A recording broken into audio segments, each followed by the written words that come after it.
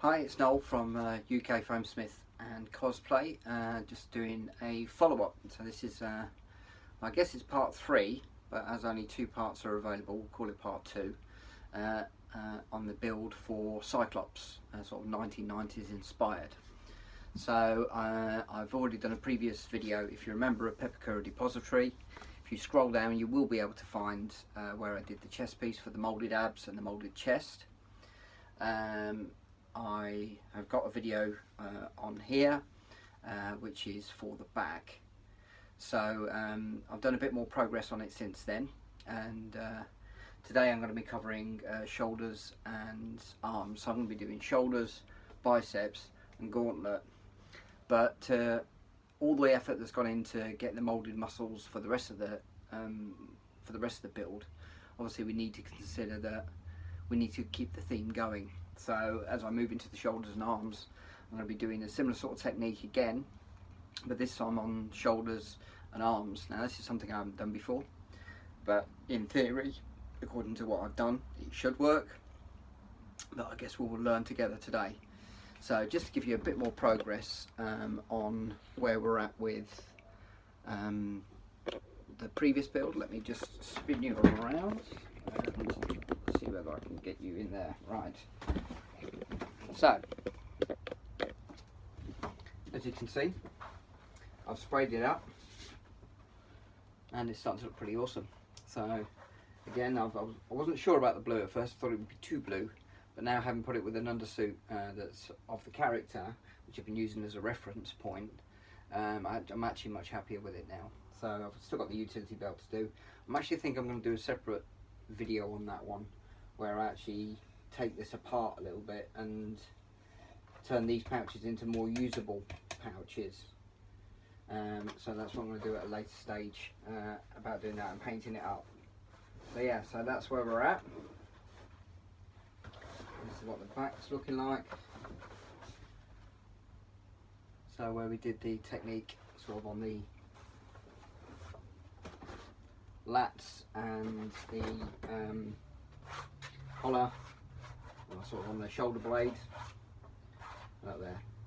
I'm pretty happy with the way it's turned out. I would have done the spine differently. I think what I would have done is I reversed the bevel on it, so that actually it sat in rather than out.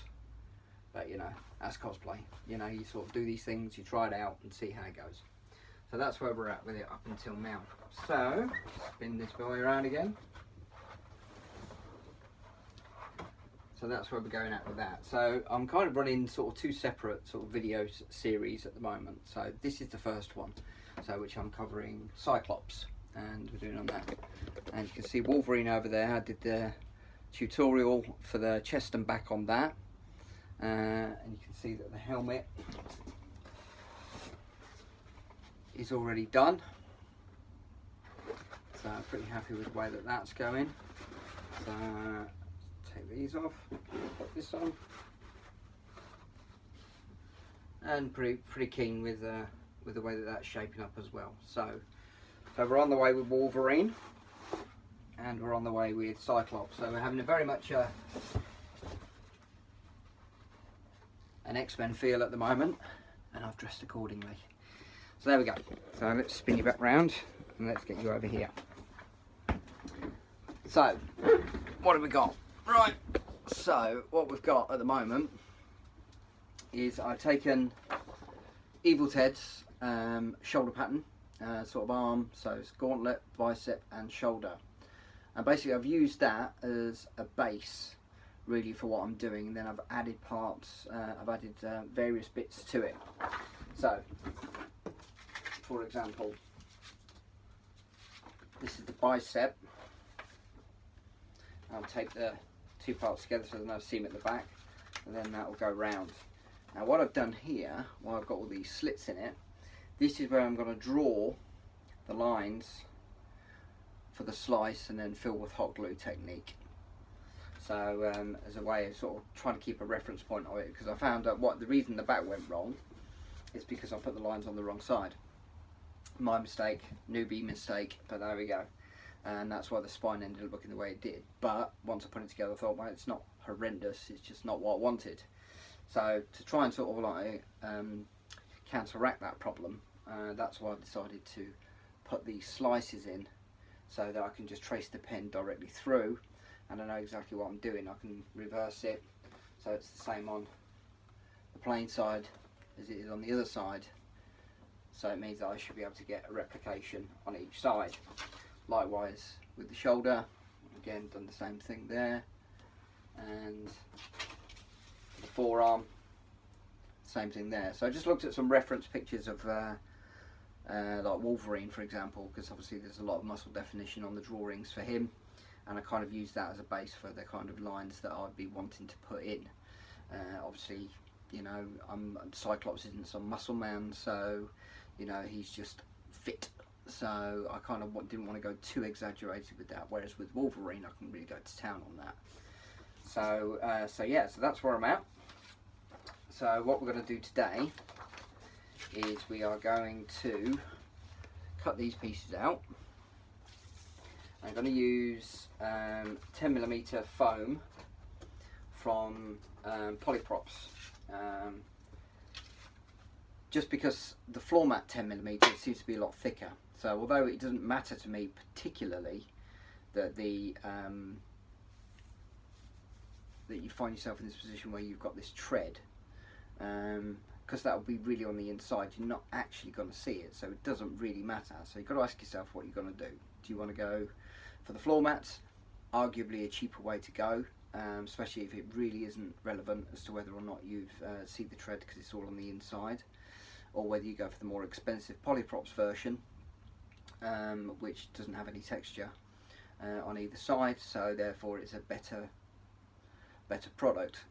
I'm going to go with that one just because I got quite a lot of the 10mm, because I bought a roll and I'm finding I'm not using it that much on different things. So whereas floor mats I tend to use a lot for helmet builds. So yeah, so that's kind of where I'm going to go. Actually, you know what? No, actually I'm going to do it on floor tile, because I've got 8mm floor tiles. I was a bit worried that, having said that, I don't want it too exaggerated, that the 10mm might actually come off a little bit too bulgy. So I'm going to go with the 8mm. That extra couple of millimetres makes a big difference. I think 5mm will be too thin.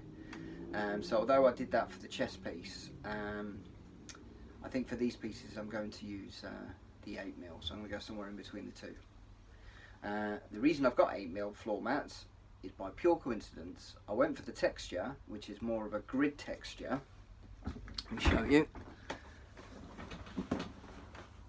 So I have a fresh tile here, which I keep a stock of, and I really like the kind of gritty texture on this. It's almost like carbon fibre. So I've used this on various helmet builds, and I think I've covered it before. So for example, for the balaclava feel that you've got on Spider-Man Noir, I used that floor mat and just basically reversed it to give more of a balaclava feel.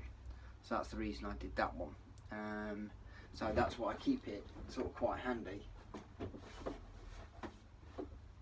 just because I really like that. And equally, if you want to sort of like, if you're doing a more armoured chest piece and you want to make a more textured sort of ab, or you want to make a more textured chest or something like that, then you've got that. So for example, when I did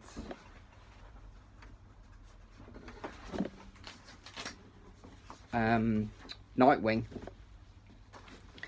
so when I did the Nightwing, so I did smooth on the underneath and then did the more textured version and then added the detail after. So you know, it's really handy stuff to have around. It's quite useful for a variety of different reasons. So that's what I'm going to use, but obviously I'm using the smooth side. So let's take off the free foam rulers that they give you. Put them out of the way because I'm going to need them. And then we'll put these sections on here. So we're going to need 2 of these. We're going to need 4 of those, and we're going to need 4 of those. So you're looking at a couple of tiles worth of work here, potentially, certainly a tile and a bit. So let's see how we go. Now I tend to use standard biros for these. Now there's different people have an argument over different techniques. Some people use Sharpies, some people use silver things, some people use crayon, like dressmaker's crayon. There's a variety of different things. You just can find something that works for you. You know, biros are very easy to come by. They're quite cheap. You know, you can buy, you know, sort of 10 for £1. You know, I tend to use about 3 in rotation because, as we know, foam really dries your ink up. So I tend to find that as one starts to fade out, I then switch to the next, and that fades out, switch to the third, and by the time that one starts to dry out, the first one should be better. I'll also keep a bit of scrap paper around, just so I can ensure that the pen's working. So here we go. Now, again, having these slices in, especially now that I've now got a texture to deal with on the other side, makes it even more helpful. So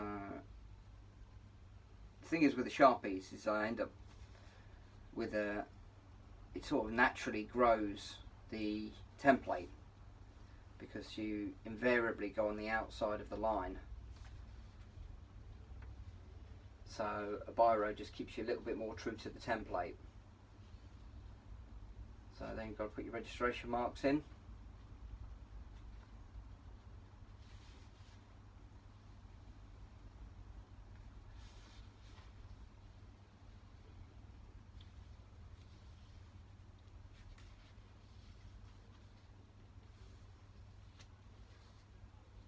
So follow that round.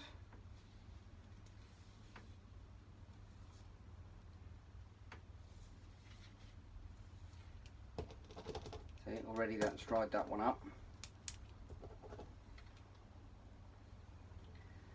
So it's really handy to have 2 or 3 that you're running alongside, so you can just quickly pick the other one up and just keep going while you're in the flow. So I'll spin that around there.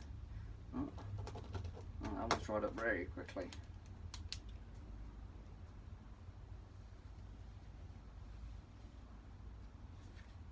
Going back to the beginning.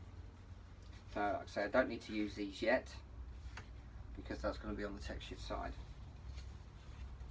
So, see where the pen started to dry up there. So just go around. Now, one thing to bear in mind when you're using biros is you do get a slight indentation in there. Doesn't matter because it's the edge of the piece, but still nonetheless, be aware if you're going to use a biro, you will get an indentation. So if you're using it for multiple parts, where you're actually going to see that on the front of it, then you probably don't want to use a biro. So let's see how we can sort this out using minimum amount of foam. Okay, now I'm probably going to do a 45-degree bevel on the outer edges, just because I want it to sort of fade out rather than chunk, sort of cut it off like that. So got to leave myself enough space between the templates. So if you butt them up too close because you're trying to save foam, you might find yourself in a position where you actually don't leave yourself enough space to create your 45-degree angle.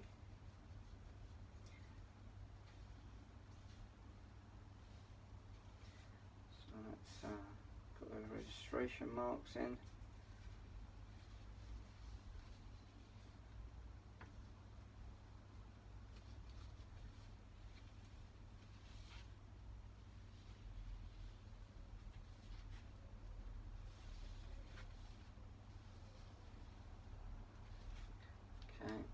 Registration marks on that side. This is where you're going to have a seam on the bicep essentially, and down the centre of the bicep. I'll look at that later on and see how it looks. I may actually do something with that, but I haven't decided.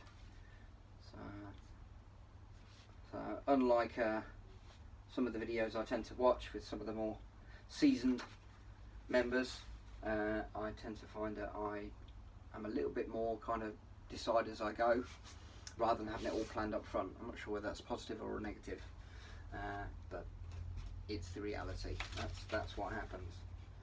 So now the seam are both going to be 90 degrees, so I can afford to butt this up a reasonable amount, provided I'm not interfering with the 45-degree angle of the other piece. So let's do that about there. Yeah, there. One thing that I have been guilty of on numerous occasions is getting a little bit too close to the edge of the mat, and then when I've gone to do my beveled edge, I'm like, oh no, I'm too close to the end. And that's a real pain in the bum, because you then have to sort it out after, and it's never quite as good. Always better to do it when you're cutting out. So registration marks. So there's going to be 2 seams on the gauntlet, one underneath, one on the top.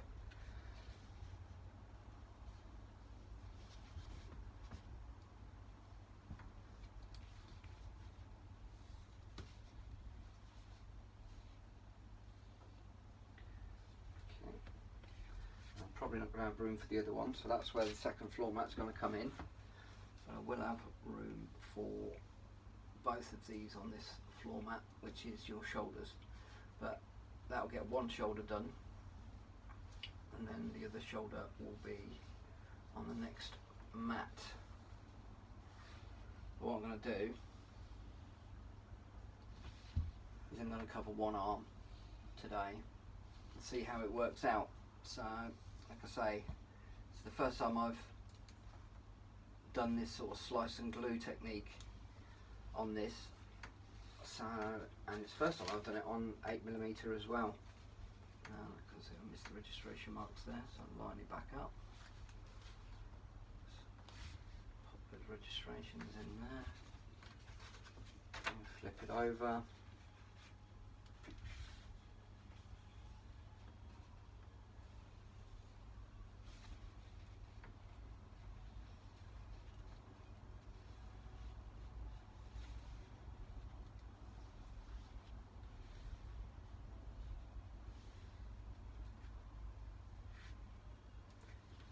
Arguably one of the laborious aspects of doing this is actually cutting the templates out in the first place. But once you've actually done that, you can actually get through this reasonably quickly. So that's one shoulder,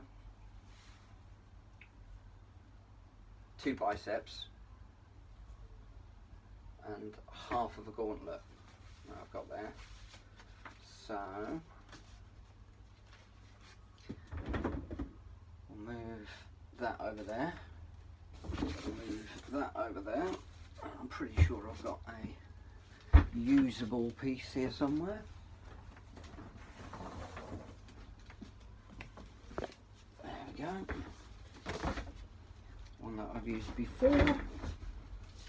Hopefully should be good. So which way do I do it? Right, that way. So I need to flip it. Well, that changes the ball game a little bit.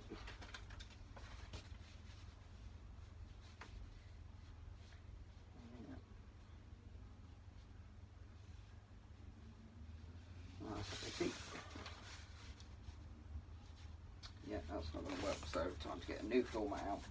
Obviously I'll try to use the scraps as much as I can and reuse as many of the floor mats as possible. So, bear with.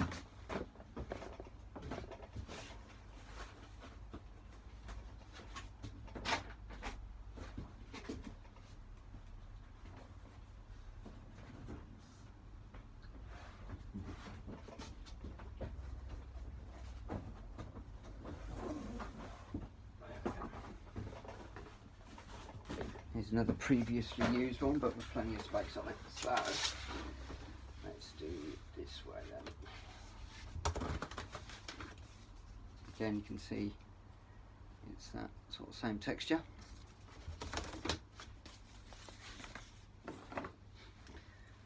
Right. So that's a 90-degree on that one. 45 elsewhere, so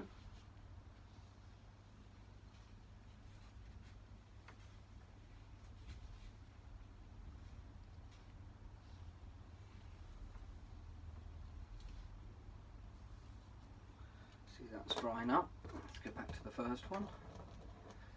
That's refreshed.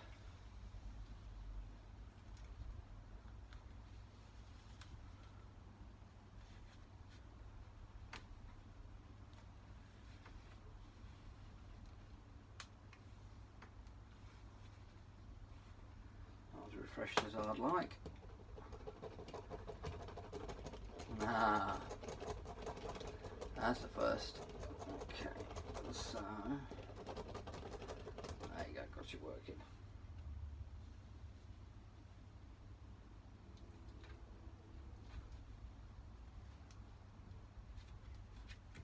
Nearly ran out of biro then. That would have been embarrassing after my little spiel, wouldn't it?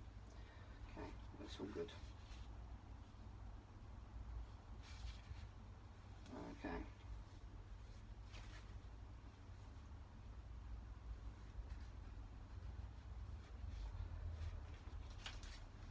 Right, marvellous. That's that one done then. So that's them traced out. So now, because I am using bevels, I kind of want a fresh blade on it. So now what I tend to use, I get the Swan and Norton blades. I buy them on eBay. Normally buy them by the 100, it's about tenner for 100 blades. So I could sharpen it. I've got my sharpening block handy, but I think a fresh blade is the way forward.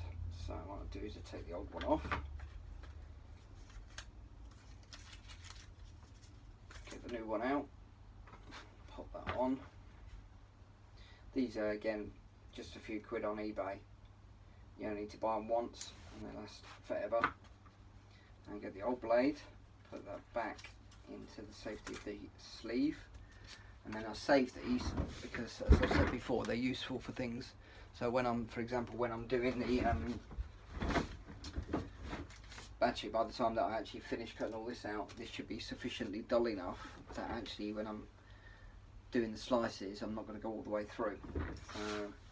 Right, so this is the top part. So this actually goes round and fits around the elbow here. So this is this part here. So I'm going to do that as a 45 bevel.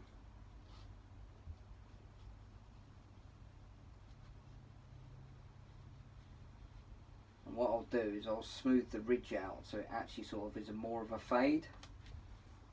So now this is a joining part, so you want to do that at 890.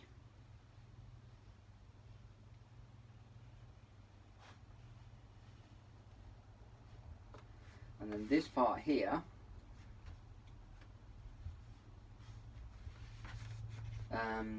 is the cuff. So this is the bit that goes here. So you don't want to add 45 degree that out because that would be really awkward. If anything, you want to just slightly bevel in so it sits a bit more comfortably here. So obviously this is the other joining part. So 90 degrees down this section.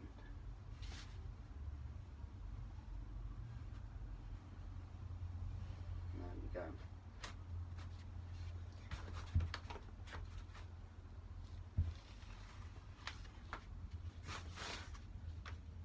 Make sure I've gone all the way through, even though it's a fresh blade, it can still not go all the way through.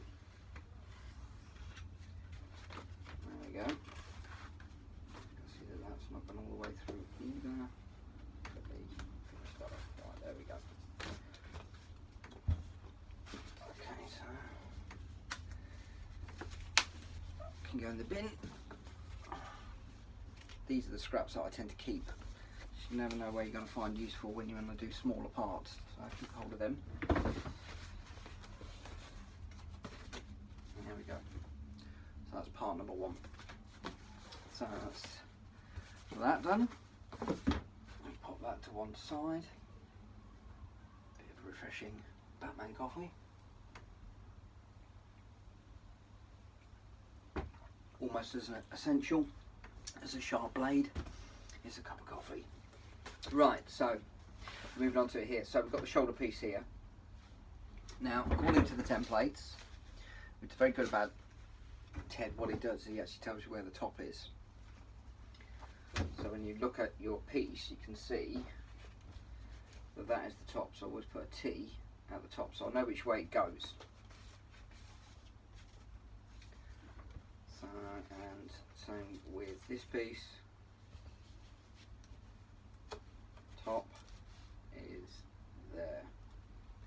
So we know how the two pieces go together. Pop that over there. Right, let's continue with the gauntlet piece.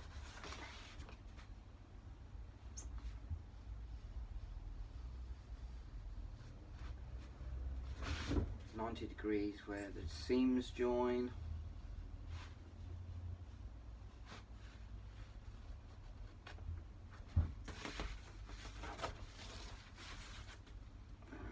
Same here.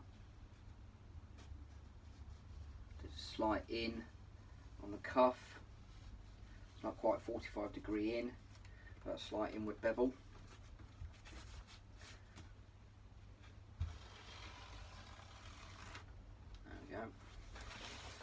And then we're at the top piece here, which we want to do a 45 on, just to get a little bit of fade out. Like I say, I'm going to use Dremel to fade that out, so you don't have like straight and then bevel. I want to get a bit more of a slope on it than that. So again, it just all adds to the organic feel.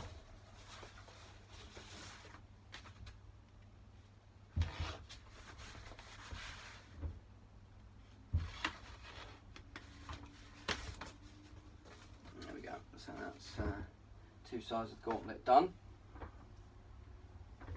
Right, so shoulder. So that's the top. So that's the bit that's going to join onto your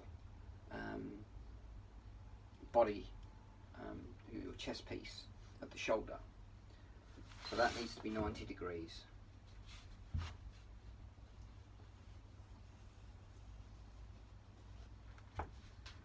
And then this is the inside edge where it sort of sits here. Again, needs to be 90°. So it's just sort of thinking about it as you go, really. So this bit here is where it joins onto the bicep piece. I'm actually going to do that in. The reason I want that in is because it will sit more neatly over the outside edge of the bicep that I'm going to do. So I'm going to do that as the inward bevel. Okay. Seam line, 90°.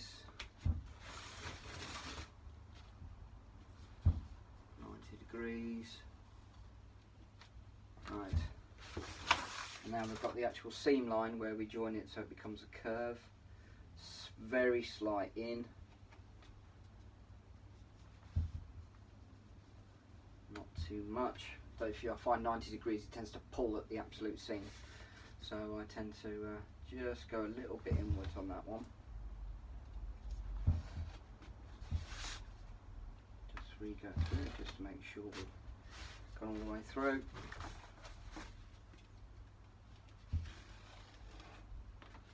There we go.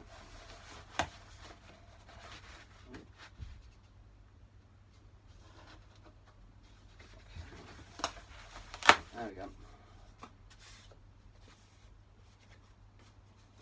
That's one side of the shoulder.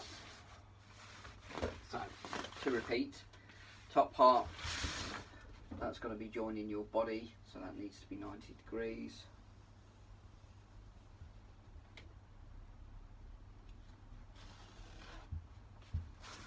Bottom part's where it's joining your biceps, so I'm going to do a slight inward.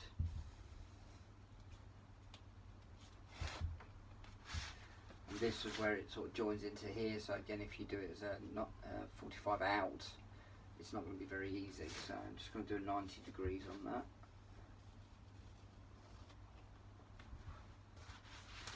And then the actual seam lines themselves, 90.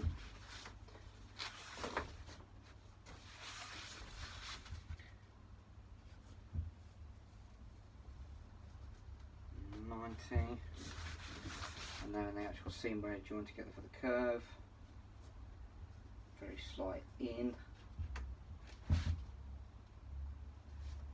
Very slight in.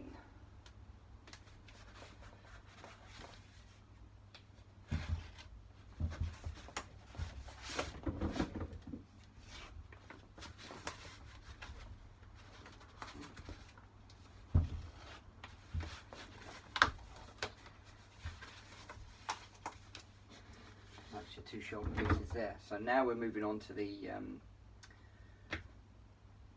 bicep parts. So, and these are quite curvy worthy, so I need a bit more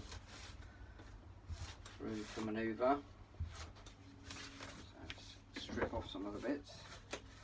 Again, leaving arguably not much use. That's still of use. So I'll pop that over there, pop that in the bin,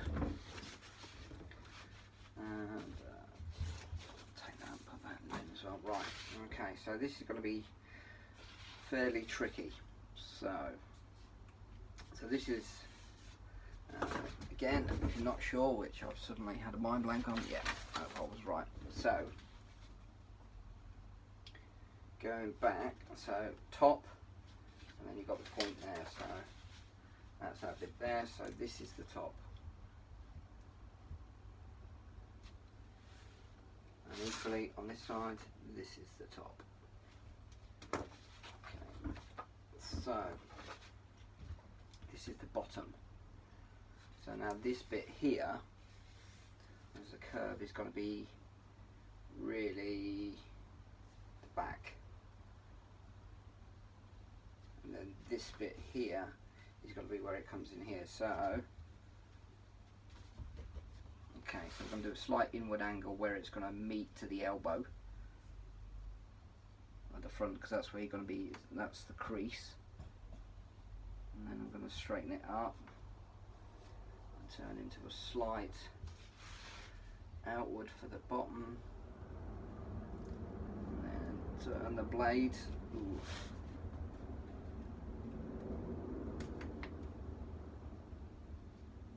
So you can get a little bit more of an in,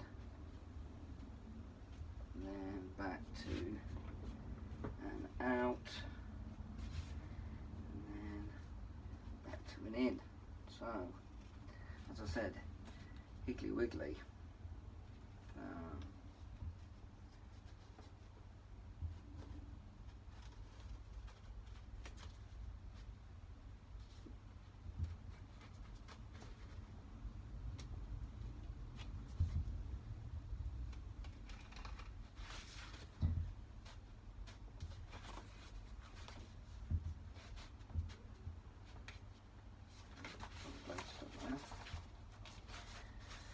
Some of this I'm going to have to clean up with the Dremel.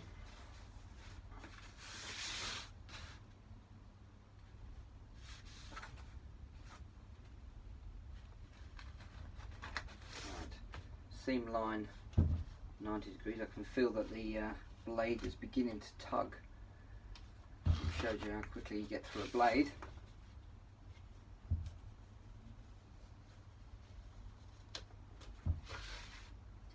So I'm going to quickly change that out again, and then I'm going to come back to that blade for doing the slicing later on. Because this is a bit higgledy-piggledy, I do want to make sure I've got a fresh blade on it, because otherwise it does get quite messy, and then it's just Dremel work that you need to do afterwards, then to clean it all up. So keep that there. There, fresh blade.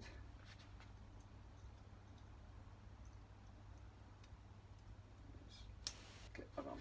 Right. So this is the top part. That goes under the tricep. So yeah, so we're going to do all of the top part as an outward bevel. Then it will sit nicely under the shoulder piece.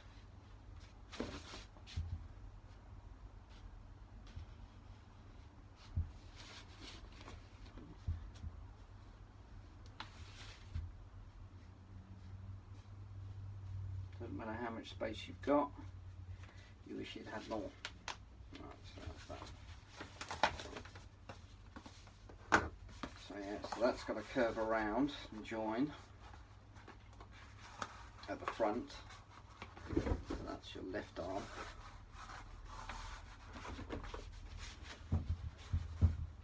So that's got to join like that.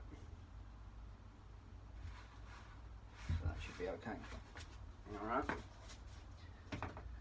And let's get back to this other. Again, this is the top part, so outward bevel for that, all the way along.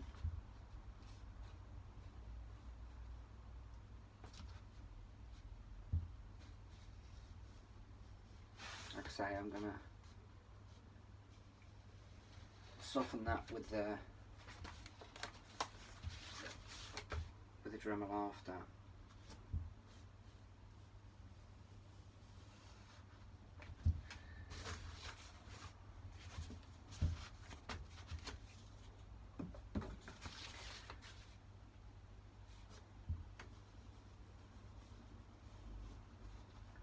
Okay, so we're back to the higgledy-piggledy again. So, just for reference point, so in, out, in, out, in. So, let's do it this way. Right, so start with an in.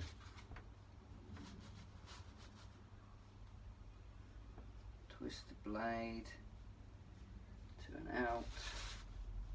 That's why a fresh blade works. And then back to an in. And then back to an out. And then, oops, finally back to an in. Not the cleanest of jobs, but I knew that was going to be the case, because you can't operate like that and think it's all going to come out smooth as mustard. Yeah, smooth as mustard, because it's not. Because cosplay ain't that easy. Alright, so okay, good. So that's the other one. So before I start cleaning anything up, I want to get the things together first. But before I do that, this is where we're going to use the templates again to put in the muscle definition. Okay, because it's on the back, I want it to be quite visible, so I want to use a coloured marker really. So it's on the inside, so it's not really going to mark. Those two. We got that. We got that. We got that. Right. Okay, so I've just got a grey marker rather than a black marker. So I get it into position.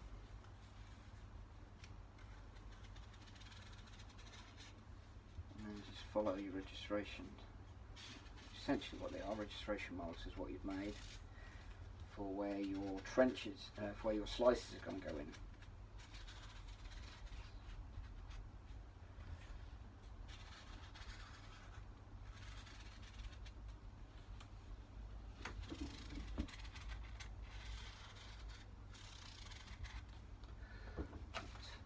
Okay. Yeah, you can see that. So yeah, so it's just visible. One done. Flip it over. Do the other one. Same thing.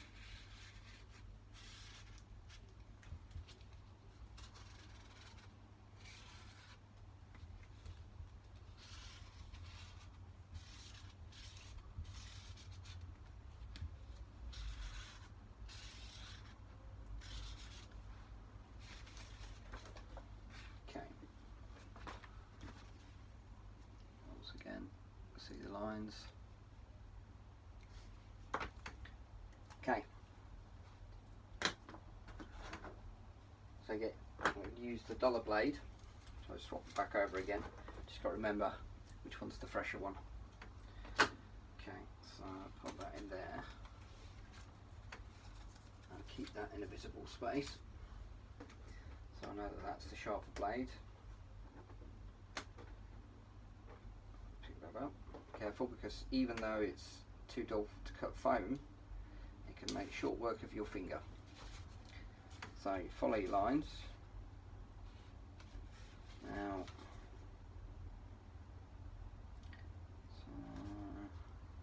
I'm going to get the Sharpie. I'm just measuring how far I want to go in, which is to about there.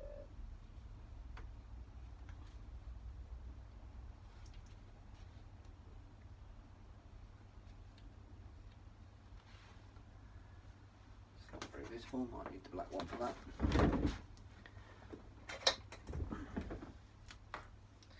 So what I'm doing is I'm just marking.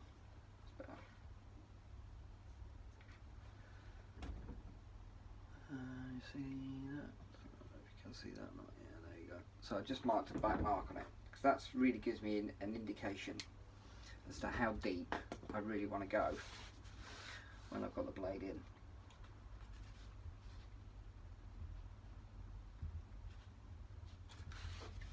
Go too shallow.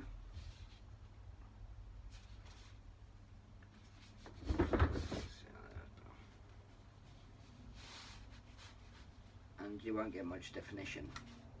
Too deep and you could go through.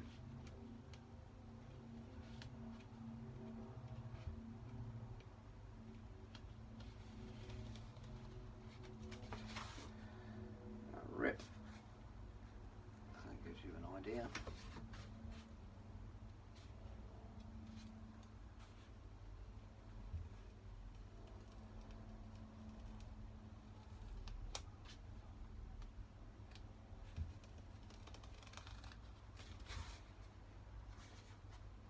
Okay.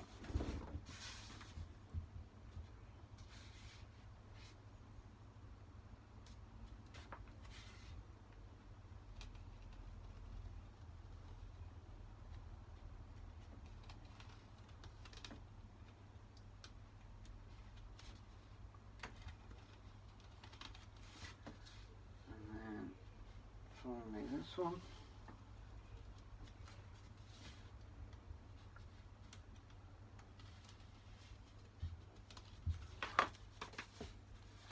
There we go. So there we go. So that's done it on that side. So now I've got that bit sorted out already. Now it's probably a good time to put the hot gun on. The glue gun. Whilst I finish the others off. I'm going to heat form before I actually put the glue in this time. Last time I did it the other way round, but I think because I'm not sure how it's going to react to the 8mm, I'm just going to not take a chance. So let's stick with what works. Right, so I've got a spare glue because I can see already quite low.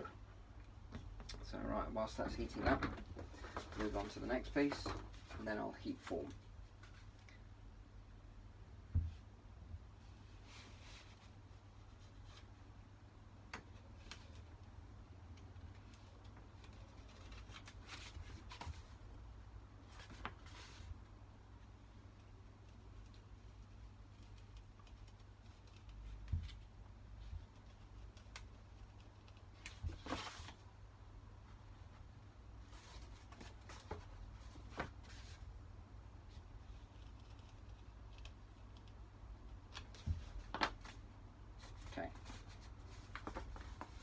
So this is, like I say, this is the Bicep one. This is I think based upon this, so I'll get my trusty things out again. I'm going to start with that, I think. Yeah. So heat gun.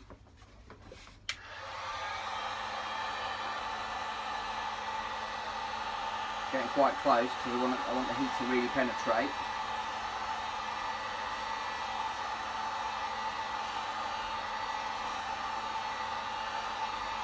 doesn't matter if you're burning the surface of the foam, because it's the inside, so it doesn't matter, it's not going to be visible.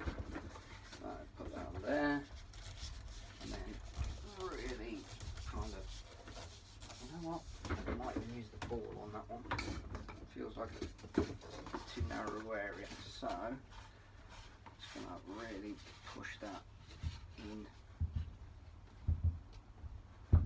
I mean, you're only sort of starting it off, you're not actually sort of like, oh, this is it, you know. But you do need to sort of start as you mean to go on. But you've got to create enough of an indentation that it's going to give you something similar. So when it's formed, it's going to look more like that. So yeah, let's pop that over there. So this bit, this area here, so where I've done the two there, this is actually the tricep. So you want to be really sure. So that's the top. So the wider part of the tricep is at the top. You may or may not be aware, but triceps make up 2/3 the size of the arms. People think it's all bicep, but it's not. It's actually, it's all tricep. So we'll make a really good job of this, because we want this to bulge quite nicely. Hopefully the rest should curve in. As I say, I've never done this before on arm templates before, and I haven't used it on 8mm before, so it's a bit of a learning curve. This may all go horribly wrong, in which case I'll have to start again. Better to find out, huh?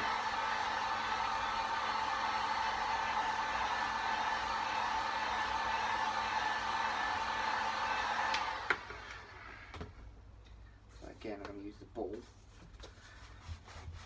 so really push that through.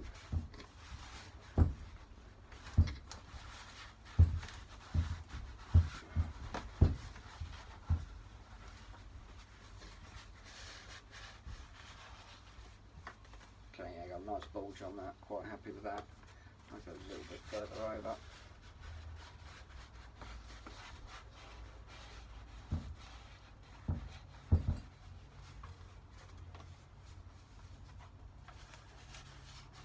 A little bit down.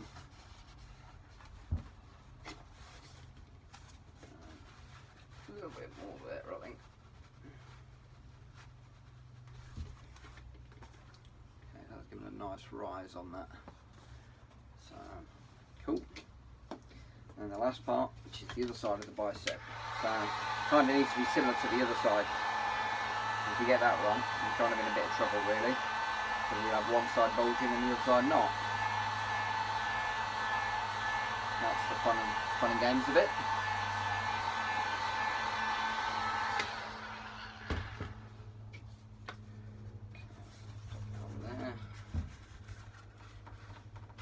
So it's probably wise to try and sort of get the two things together, have a look at them, and see where you're at. So you can always go in and add more heat and get more bend in it. Okay, so I think it's got a bit more on that one than that one, so I'll go back and reheat this one. With the first one. I'm not so happy with what I've done with it so far. Got a better job on the other side.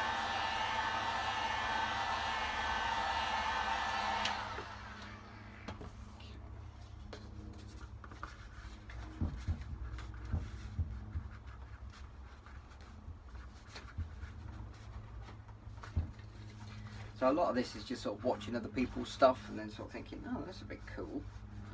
I like that idea. I wonder if I could do, and you just sort of, you know, creatively think a little bit more out of it. Oops. Looks like I've overheated the ball. Now it's going to stop it rolling. Right. That's that one done. That's good. Right, let's do this one.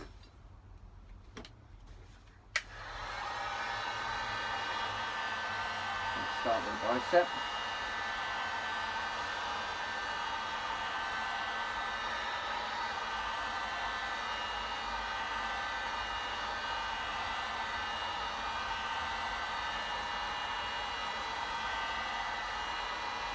going back to the paint job on the chest piece, the reason I'm not really doing much more with that now is because I actually want to do some weathering on it. It looks a little bit too clean, and it'll be the same with these once they're painted up, because they'll be the same blue. But what I really want to do is I really want to add some dark shadowing underneath, and so that means I'm going to be learning a new technique, because people I know that have really accomplished that and accomplished it well airbrush. Now, I've never airbrushed, I've never done it before, but there's quite a few people that have been kind enough to share tutorials, Kamui cosplay being one of them. Punish Props have also done it as well, basic airbrushing, and I found the Kamui cosplay the simplest one to understand for someone who's never picked up an airbrush before. And having watched that, I've now gone out and bought the whole shebang. So thanks to one of my clients who bought 2 of my costumes, and that left me with a little bit of extra money to reinvest back into what I'm doing. So I'm now in a position where I can actually spend the money. So I bought an airbrush, compressor, airbrush cleaner, both the fluid and the little sort of contraption that you squirt into, and then I bought metallic paints, 3 different types of metallics, which is demonstrated by Kamui. It's called Alcad, I think, Alcad 2. So I got 3 of those, and then I got some basics, sort of like 15 colours I think it is in a basic pack, which is all for Villaggio, I think. So yeah, so I got the whole set on Amazon. So that's the cleaner, the thinner, the airbrush, the compressor, the hoses, the paints and the metallic paints, and that all came to 155. I think that's money. If it as good as what it looks, that could really revolutionise my paint jobs, and certainly save a lot of money. Because I'm sure most of you know that buying rattle cans can get very, very expensive, and just using brush on acrylics can be very disappointing. So it is kind of just sort of trying to work out what it is that you've got and what you want, and then see how it looks. The only thing I haven't quite sorted out yet is the finishing varnish. What I tend to use is a polyurethane spray, which I get from my local DIY store, which is about £10 a tin, and it lasts probably 3 or 4 builds. So it's not a big on cost, because you don't need a huge amount. In fact, if you overdo it, it runs, but at least it dries clear. If it does run, you don't really notice too much. But that works really well, and I'm really hoping that they have another version, which because the problem is, even when you especially on bits like this where you've really got to flex it round and there's movement, they do tend to crack, and it's finding the one that didn't work. And I've looked at lots of acrylic ones, and I tend to find that even though they're supposed to be glossy, they actually end up finishing a bit matte. So, which I do find a little bit on the frustrating side. So consequently, I've decided, rightly or wrongly, to take the advice and actually think about what I'm going to do with the varnish. And I have found the German brand that they recommend, and they actually have got a UK website which I can get. It's £11.95 a tin. So, I'll do a separate video on my entrance into the airbrushing world. So, alright, so there we go. So that all fits around nicely. So hot gun should be hot. So let's see how we go now with opening this right up again. So in the same way as we've done the chest piece, it's just got a lot more to work with now, because obviously you're using much thicker foam, so therefore you need a lot more glue to fill the hole.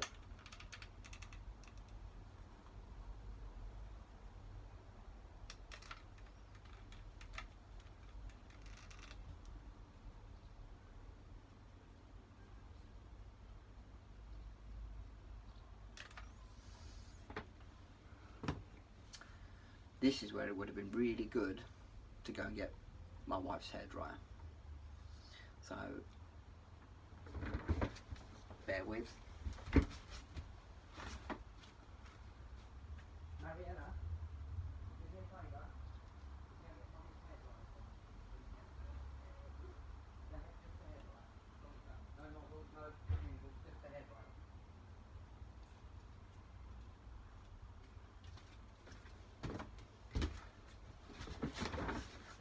Sorry about that.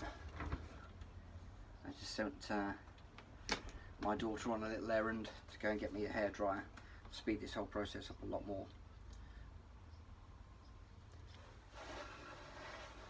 Because we're using a lot more glue, because we're using much denser foam. Did a lot of blowing last time, and I just thought, no, I'm going to be knackered by the end of it if I do that, so I'm not going to do that.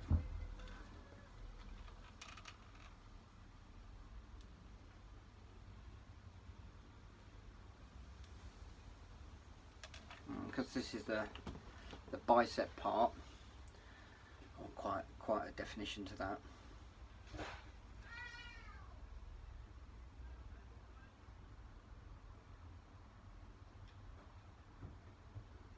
There we go.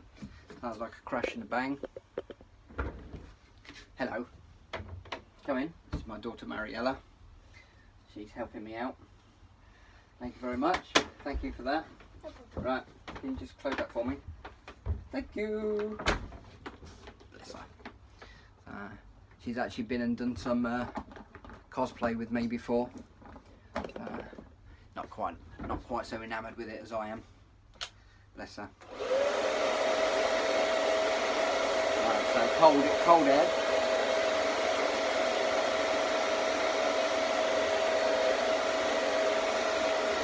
See, with my videos, some people like them, some people don't. I'm a little bit more real. This is the reality of cosplaying at home and building at home. You know, it's nice to have a really big basement with a ton of stuff and massive workbenches and stuff like that. I love it. I really work. I really envy you Americans that have got a lot more space than us in the UK. But you know, we have a shed and we do what we can with what we've got. Okay, so that's set that. Ooh, I can see that's going to be nice. Right, triceps. Right, I can see that I'm losing glue. I run out of glue, so just pop that in there. Let's move on to the tricep. So same thing again.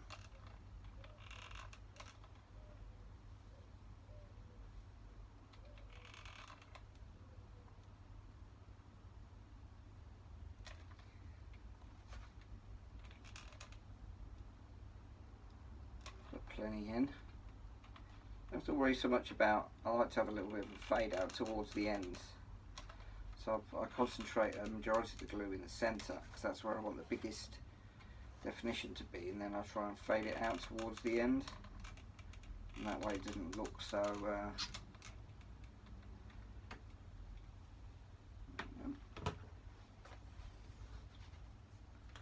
I just think it looks better if you do it that way. Oops, lazy.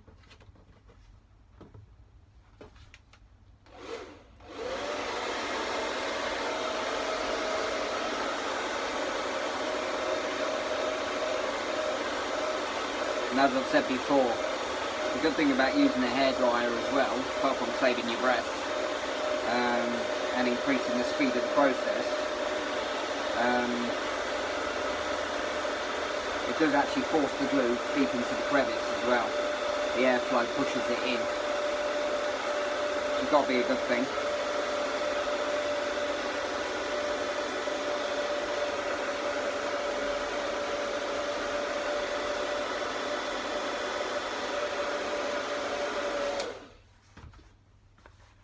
So we're starting to get there now. As you can see, as that goes around, it will start to be more of a bulge. Excellent. This may actually turn out to be an okay thing, which I'm relieved. Seems as I've recorded it for prosperity.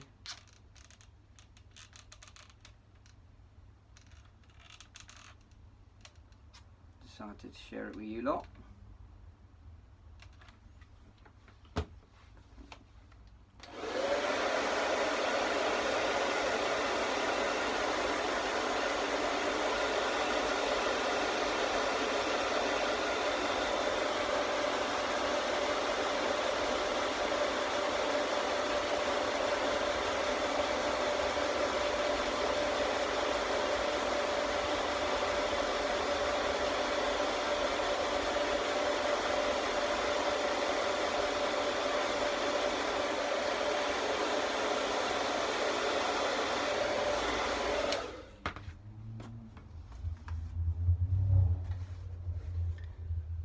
that's how we're beginning to look. Alright, so final part of the bicep. And then what I'm going to do is I'm going to add the contact cement to the seam to join it up together.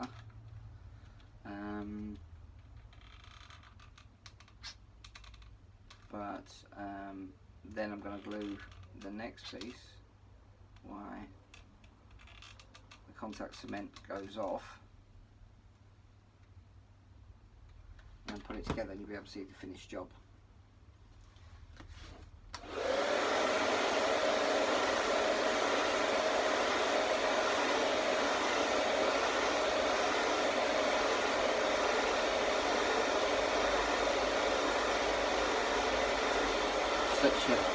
Such a necessity, a hairdryer in this scenario.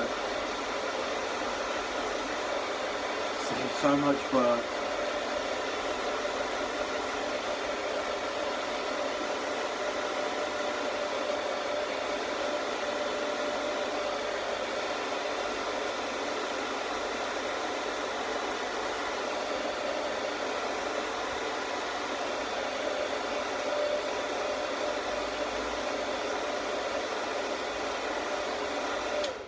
Okay, so that's what it should look like. What it's going to look like when it's put together is still yet to be determined. So let's get some contact cement.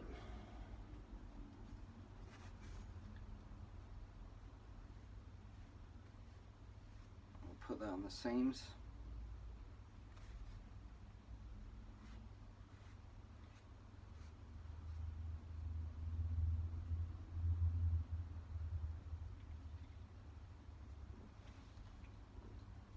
I'm going to put in my coffee.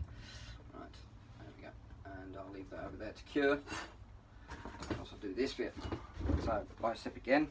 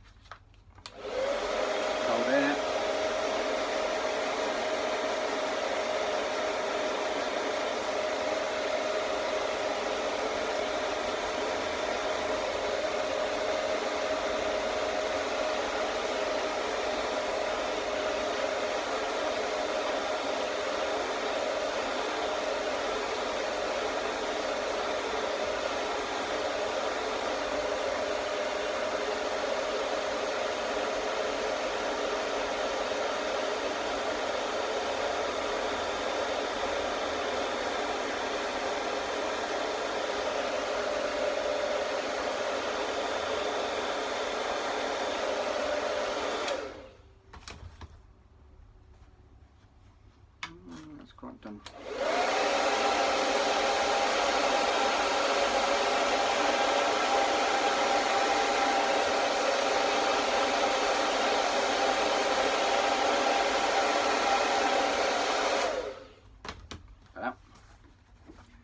Ooh, nice. Okay, alright. Moving into the tricep area. So once you get in a bit of a flow, you know, speed increases.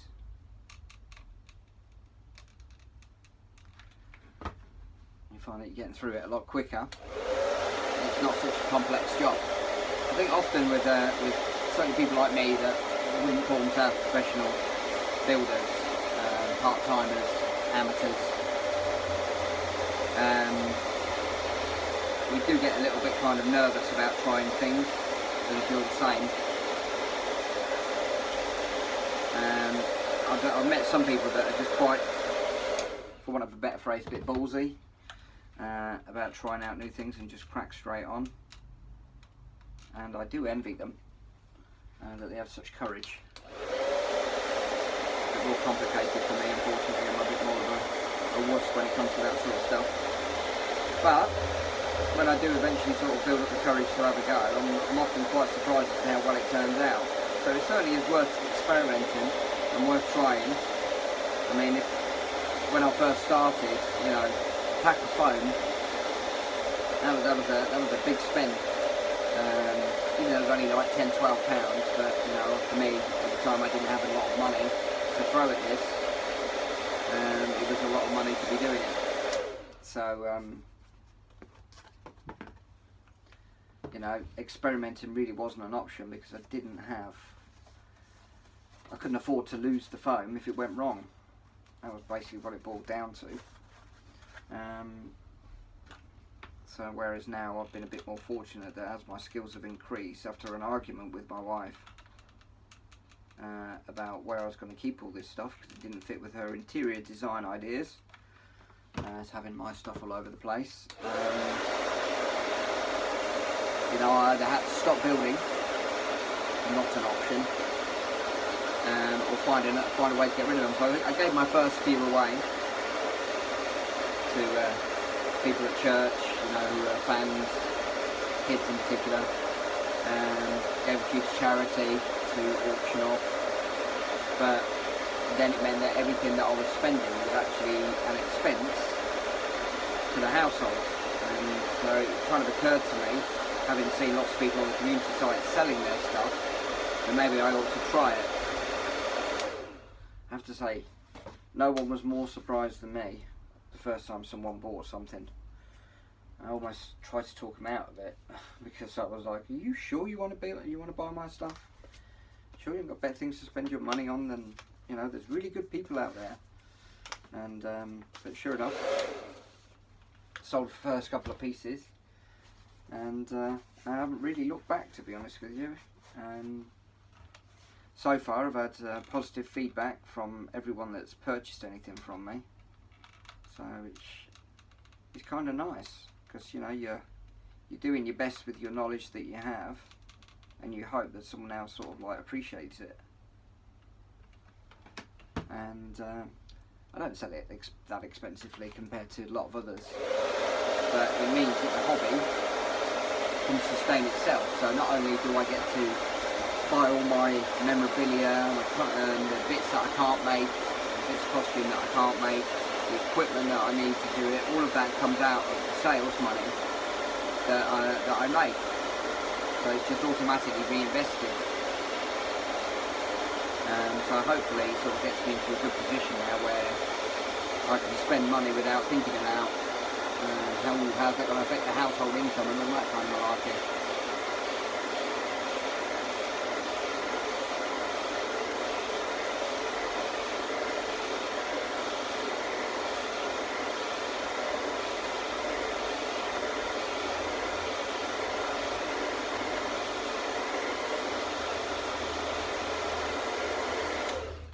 Okay, so that's that one done. A bit of contact cement on that one.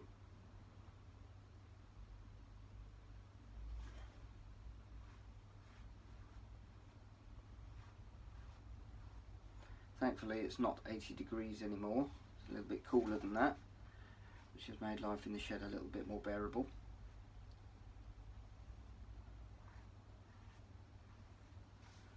Does mean that the glue doesn't cure as fast, which is a bit upsetting.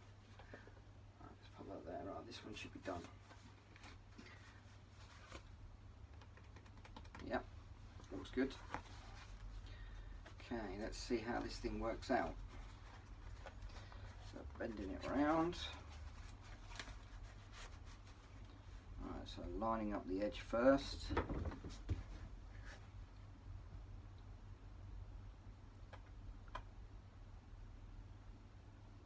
Get this as clean as I can. Registration marks are there.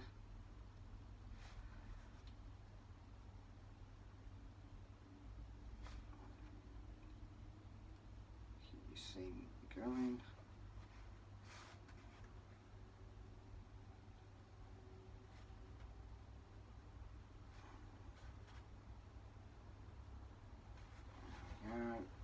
Let's join up this last edge.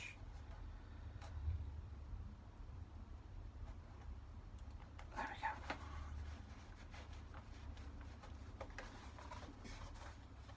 go. Right, okay, interesting.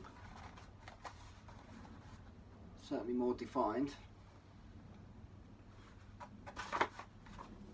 Let's see what this looks like on, shall we?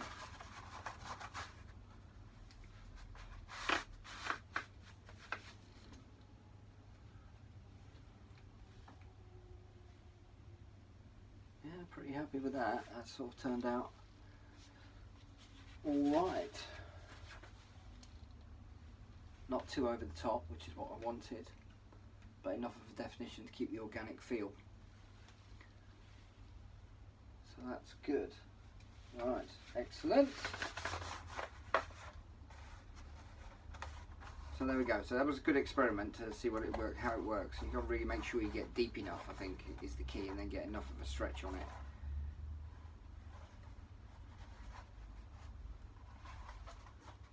I think that is the key. Right. So we've got the shoulder pieces. So these are the shoulder parts. So lining it up. Get the Sharpie.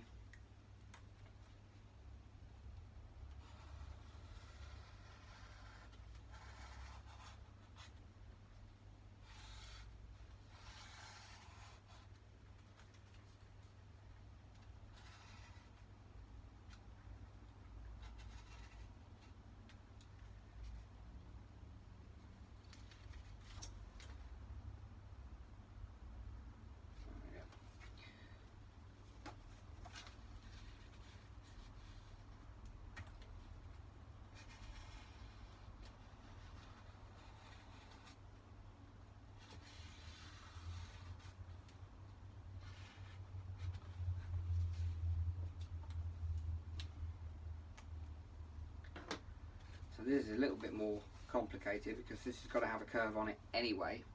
So then I'm going to create more of a bulge on it as well. So it'll be interesting. See how that turns out. Let's do that and that. Okay, so first thing is let's look up my scalpel. There it is.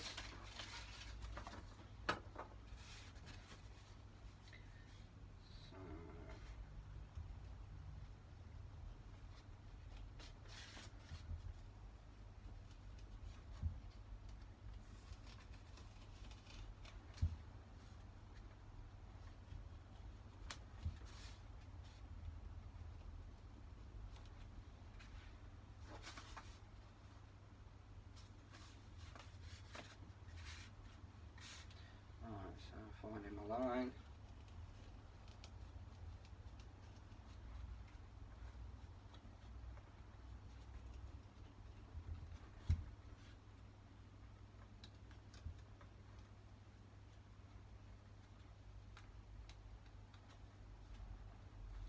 The tricky one is actually sort of getting it that actually joins over, well, it's going to be a seam, so it's then seamless. So I'm eyeballing it a little bit here. Hopefully that should work.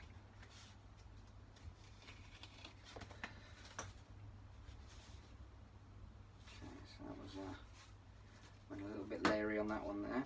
Hopefully that should sort of work out, but we'll soon find out, won't we? As you can see, I went through a little bit there. That's what you've got to be in danger of. That's the downside of this technique. You've got to be really careful. Right, but let's see how it all works out anyway. So this is your shoulder piece. So those bits are going to be joining here, like that. So that's your front part. And there'll be one at the back that matches. So your bulge is kind of here and here. So that means the interior edge here is going to be the bulgy part, and then this bit here, and then this bit's going to be slightly indented. Or so we hope. So let's heat it up first.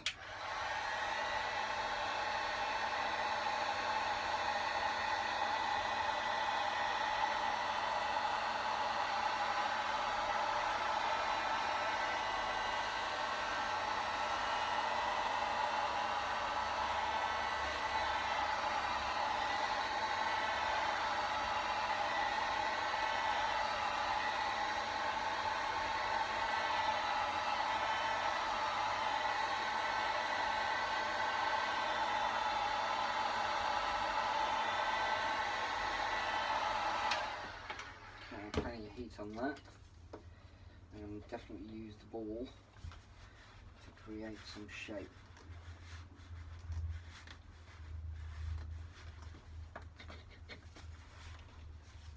Yeah, that's ripped through. Okay, so that was my fear. I have to see how that goes, but that was my fear. So, little lesson there. Be careful of how far you go through, because you might end up going too far, and then you're in trouble.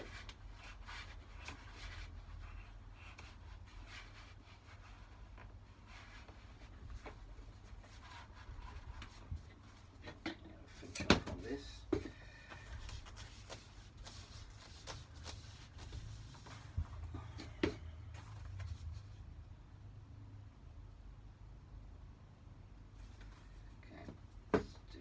Side. I'm quite glad that I kind of started with this one, because although I'm quite pleased with the way that the Bicep one turned out, I'm a little bit more unsure of how the shoulder piece is going to turn out. It's a bit more tricky, so if I do have to start again and rethink it, it's actually quite a simple piece to redo. I'm actually going to use this.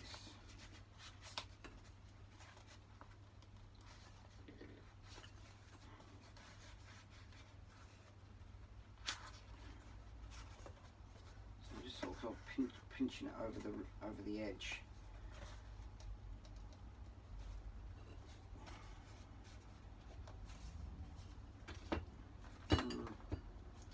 Not sure on this piece. Let's see how it goes. So we've got two things that we need to do. First thing we need to do is put the contact cement on. Don't worry, I haven't forgot about the other piece. I'm good for a good 5-10 minutes on that one. So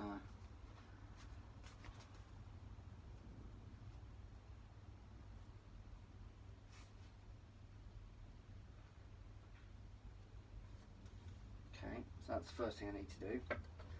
I'm going to do the hot glue while that's curing.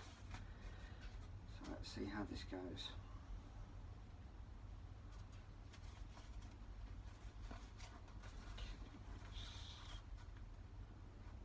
Hold it like that. Right.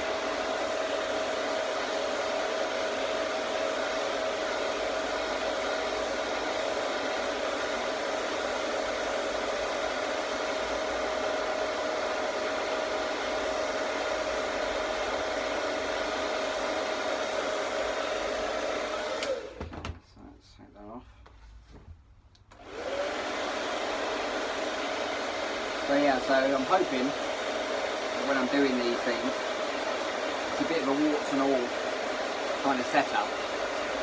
That's a good thing or a bad thing. I guess you guys can decide that. But essentially what I'm thinking is that, you know, it's all very nice seeing these videos and no one ever seems to make mistakes. I don't know about you, but it used to make me feel really inadequate. I used to feel like, oh, I'm really not very good, because that didn't happen to me. I made this huge mistake and didn't know what to do with it. And you know, whereas here at least you can see the mistakes and you can see the successes. So, and I think that's kind of key for those of us that are kind of learning our craft, that it's not all kind of cheers and successes, and that actually there is quite a bit more to it, and there are mistakes that are going to be made, but it doesn't have to be a catastrophe. You've got to bear in mind also, on the other side of this split, for example, I can still fill it. So there are options, and because it's a crease, it's actually quite an easy thing to fill. So yeah, so I think it's, you know, sometimes you've got to put these things in context.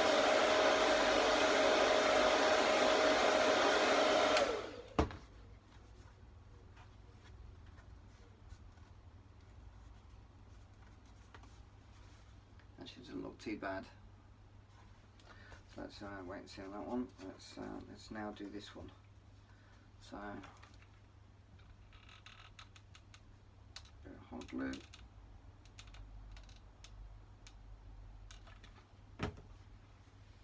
You can see that I'm getting through the hot glue. So I'll bring out a new pack.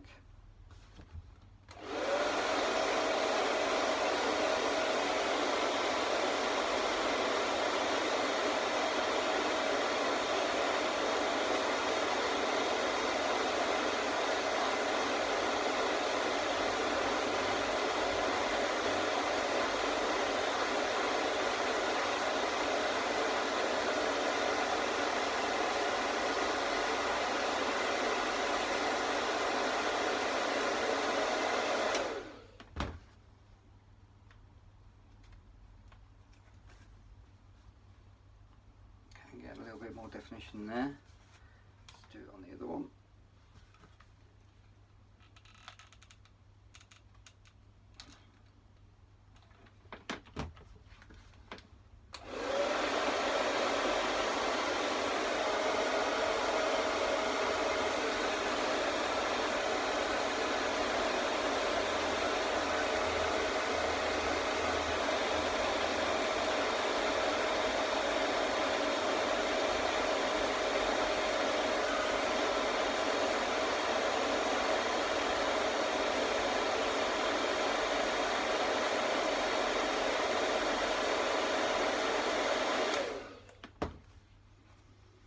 Okay,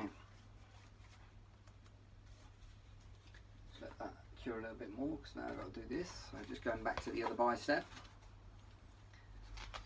Let's bend that around. And again, doing it on edge to edge. Trying to keep that seam as clean as I can. Keeping the registration marks.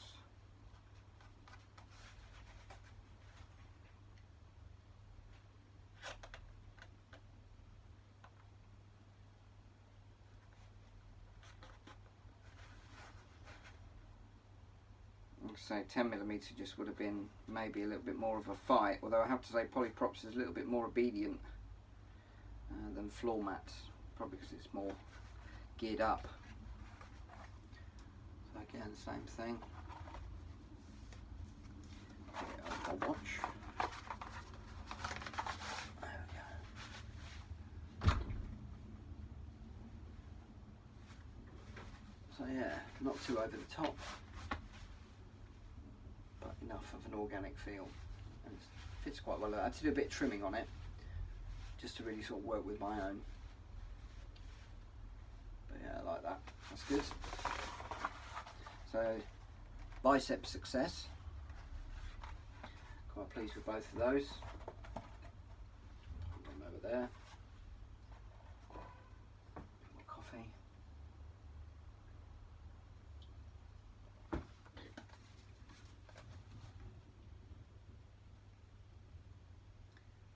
Put this seam together now.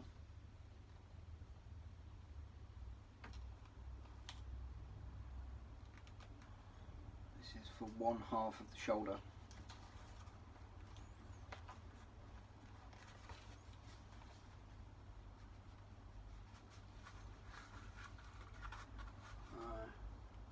I'm liking that, actually. That's turning out quite well. And my catastrophic mistake is adequately covered. Seam could be a bit better, but once I've dremeled that and filled it, that'll be better. But yeah, that turned out well, considering there's a big split right the way through there. The hot glue is doing a good job of holding it together. Good, good, good. Have to say, it's pulled out the definition on this central part, but then again, that's not supposed to be particularly visible, because that's kind of like this bit here, this bit of your shoulder here, which although it's got some prominence, it hasn't got a huge. So far so good. Right. Let's hope I didn't go too far through on this one, huh? Right. Let's move the hairdryer out of the way. Ball. Hot gun.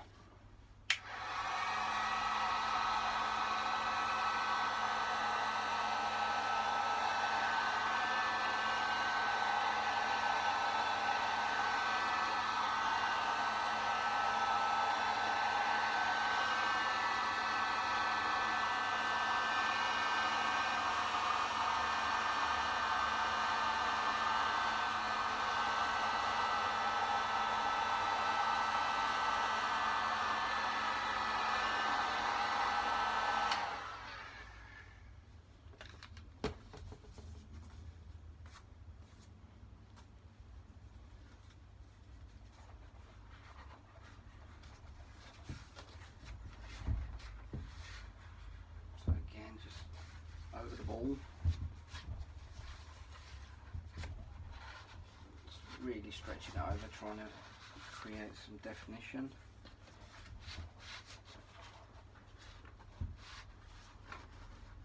There we go.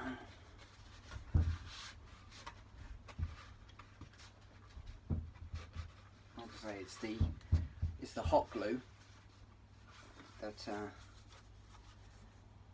that really makes the muscle stand out. You do need to kind of get it started.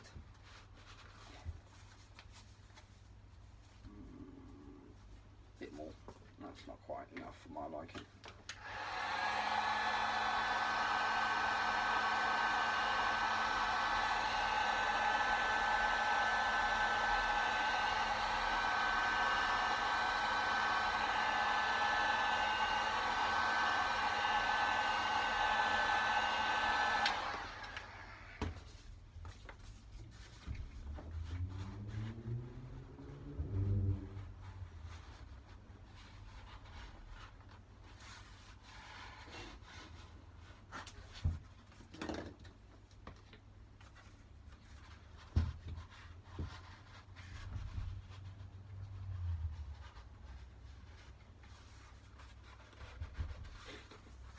Okay.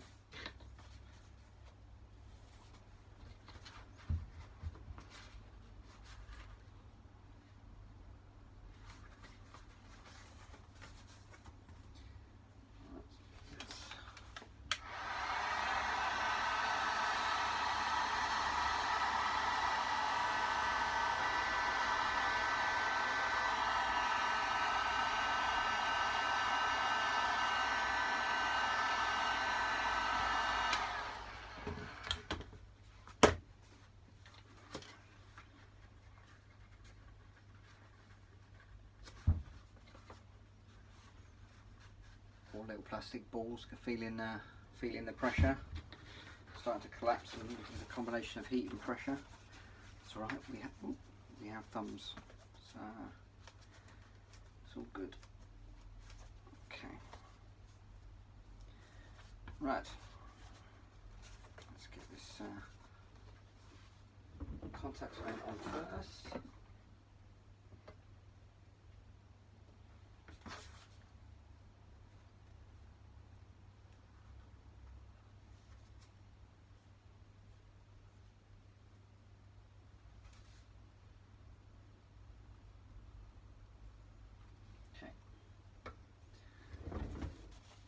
Get the hot glue in.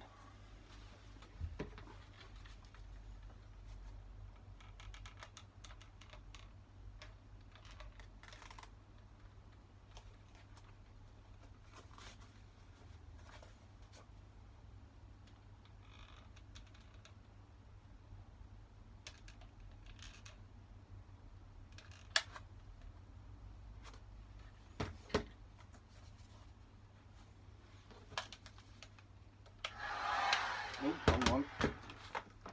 Hair dry.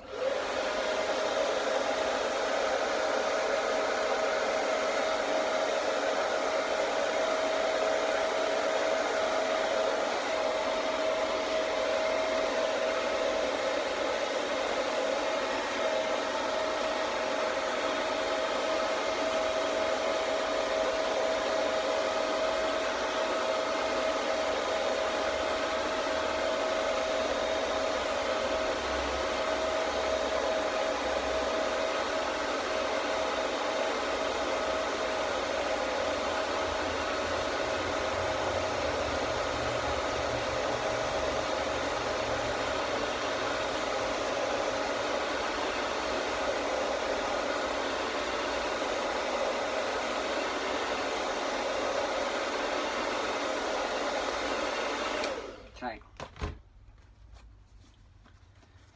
Now let's do these bits.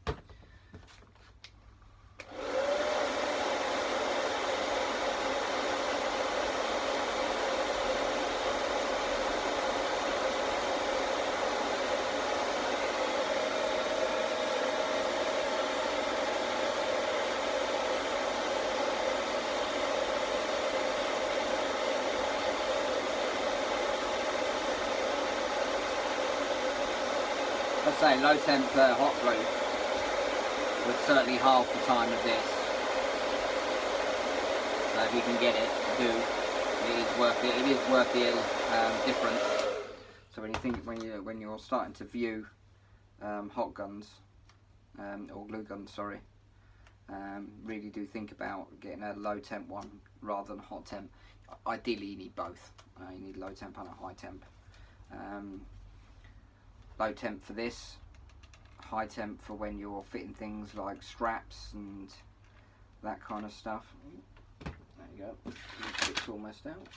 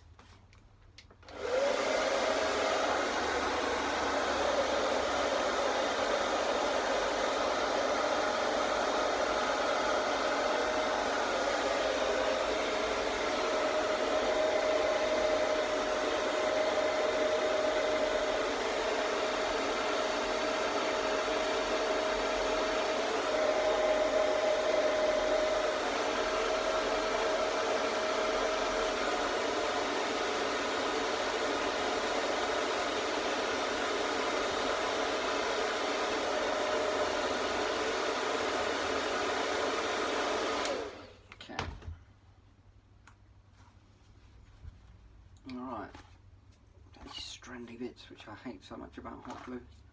Like fine hair everywhere, gets on everything. So again, you can see the definition in there.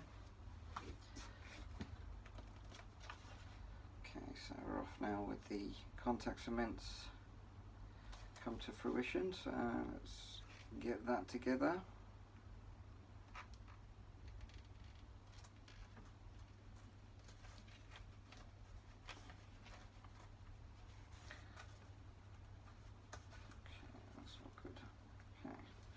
A bit of a tear through, yeah, so where you've got the combined pressure of the seams coming together and the trench on the inside. So I'm just going to use a bit of contact cement. Now a little tip with your contact cement, which I've shared before but I'll share again. So I've got cotton bud, earbud, and if I just poke that into a bit of seam that's not really quite gone together like I wanted it to, a little bit there as well, that just pokes enough in that when it cures, just wipe off the excess, let that cure, and in fact I've got to glue these two halves together, so might as well do them both at the same time. So while they both cure together,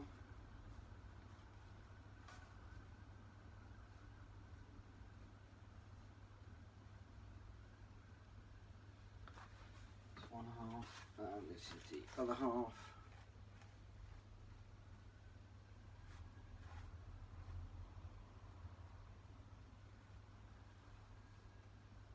There we go, let them cure. Pop them over there out the way for the time being, and we can move on to these bits. So yeah, so if you do, very neat little trick. Just allows you to get the contact pin just into the little places that you want. It's kind of annoying when you don't, and it's something you have to fill later on if you don't do it. So it's good to do. Right, so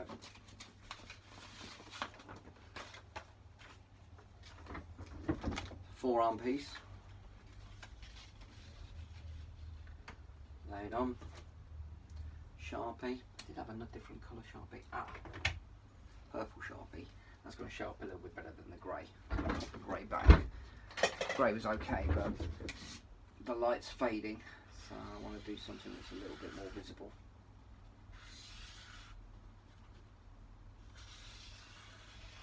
I tend to find if you use coloured Sharpies for marking out your patterns in the first place, it's pretty difficult to get rid of, even through plastic dip it can show up, especially things like purple. I noticed that the other day.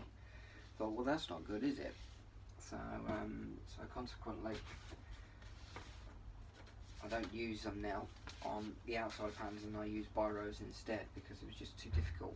And you have to use so much plastic dip and primer, really, and all you're doing is just trying to cover up pen marks. It's not actually needed for anything else. It's a waste of product. So, but as we're on the inside, I'm good with the purple.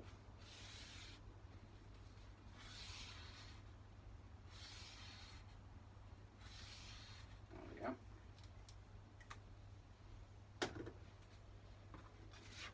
Perfect. Right. So let's mark these pieces out. I'll try a little bit harder not to go through this time. My forearms are a little bit more detailed in terms of muscle definition, because there are several muscles in the forearm. So I did a little bit of investigation on drawings before I did this. As I've mentioned before, it's a good way of being able to understand where you want to put these lines if you've looked at some cartoon drawings.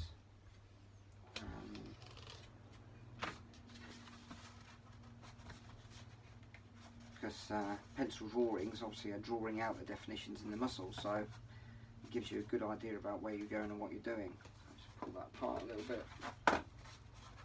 Likewise for that one. So tears a little extra. With the polyprops things, when you do this, it doesn't actually tear, which is really good in some cases. Like I say, the tear throughs that we've had on a couple of these, partly because it's floor mat and it's just not as high density foam, so therefore it doesn't hold up so well. So right, let's get these forearms done. Right, so let's stretch it out again. The middle is the main concentration of the glue,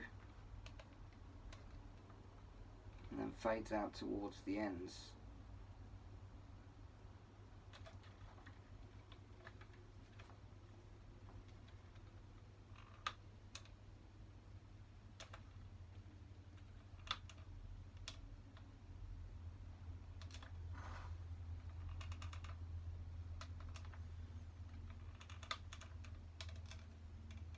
Quite a filling of hot glue in this one, because I really kind of want this to show up.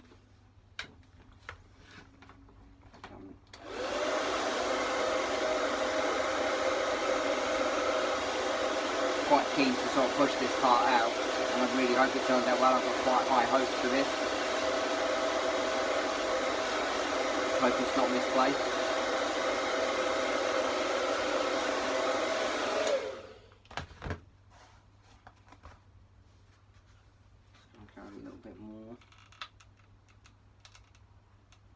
Some places than others.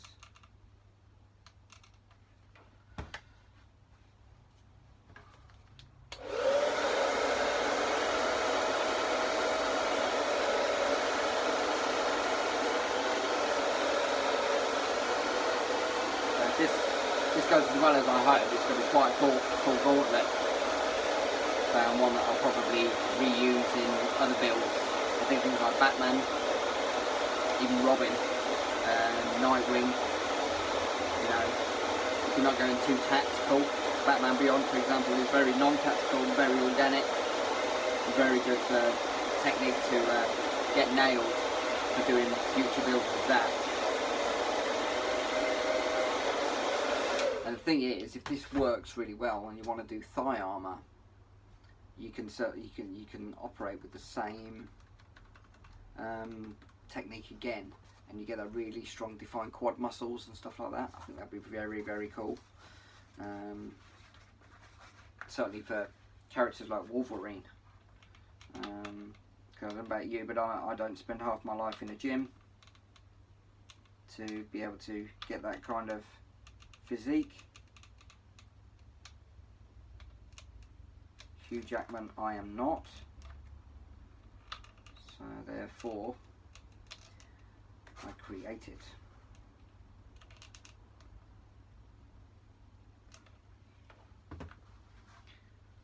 Isn't that what we are?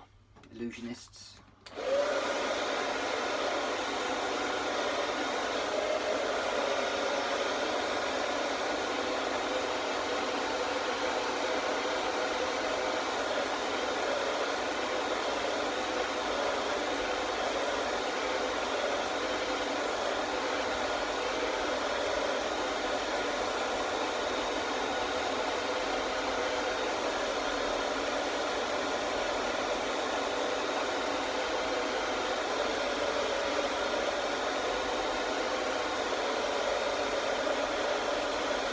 No, it's interesting. A couple of years ago, about a year ago, I actually created a group locally to, instead of doing this on camera and sharing it on YouTube, I decided to run classes instead, actual classes, to do it, and no one came.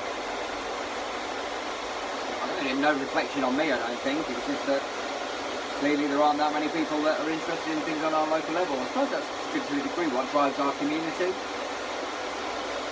is the fact that actually we have to reach out, and then we realise that there actually aren't that many people in your town that are into your thing. So you have to reach out to a wider community, which is why the cons are so successful, because it's a real opportunity for us to get together from our various places. So, but I'd really love to get together and just sort of like have everyone working on their own projects and just bringing their stuff with them, and then we just crack on and just chew the cud. Maybe that's what I'm creating here with this YouTube channel.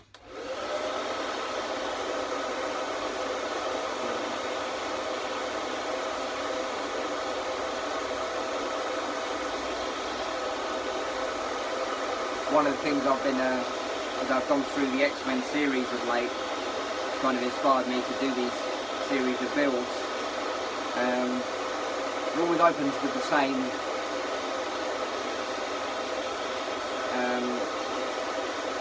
statement about how human evolution takes a leap forward every so many generations.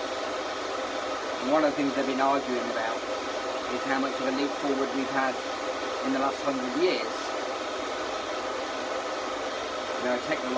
Technology, especially about things like the internet and gaming, and and so much more besides.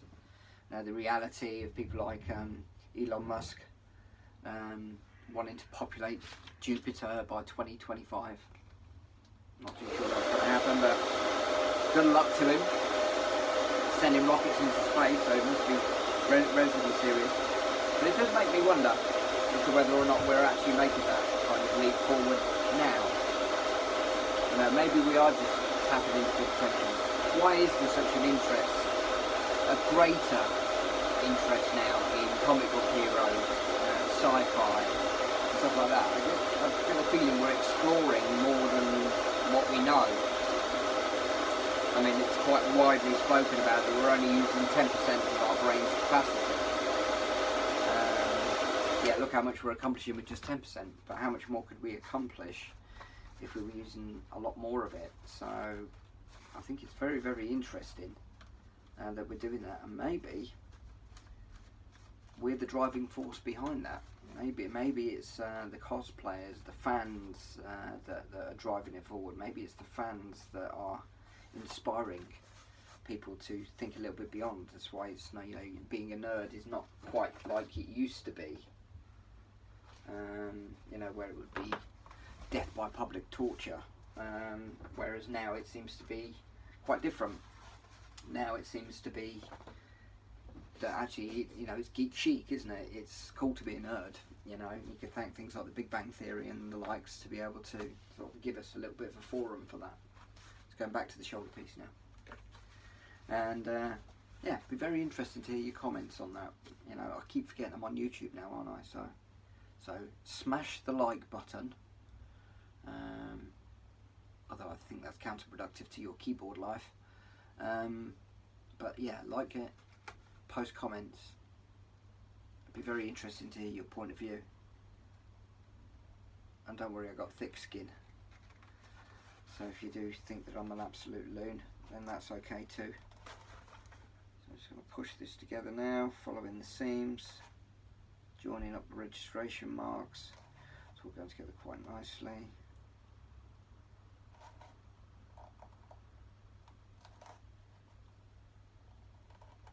Excellent. And bits that pulled apart earlier, push them together as well. And there we have it.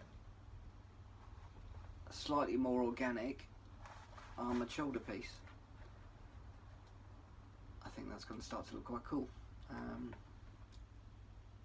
Yeah. Once you put on the, so look, is it this one? It's this one. See how it's starting to come together.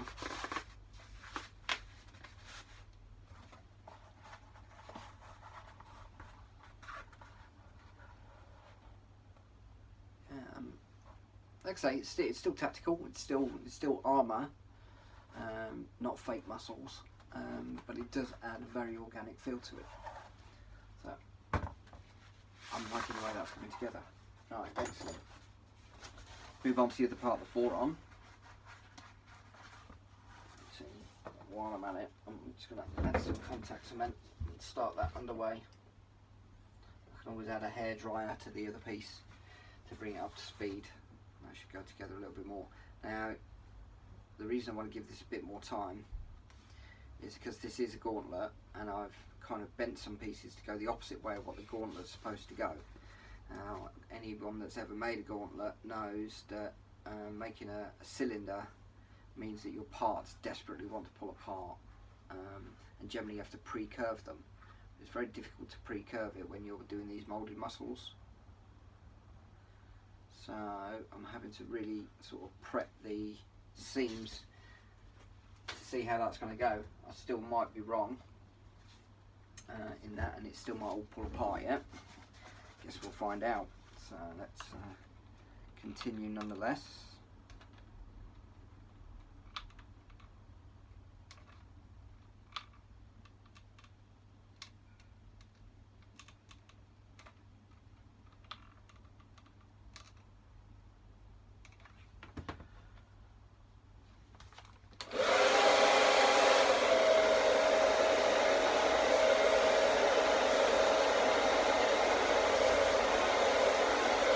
When you've first put the glue in, really keep the hairdryer moving to begin with. If you just pointed at it, it just sort of blows out like goo. You could end up not getting the result that you're looking for. As it hardens, then you can concentrate the airflow a little bit more. And you'll see that as it begins to dry, it's actually forcing it quite deeply into the crevice, and you may need to add more glue. Which is what's happened. I don't know if you can see that there. You can see that there's not quite as much in the trench there as I'd like. I'm just going to top that up.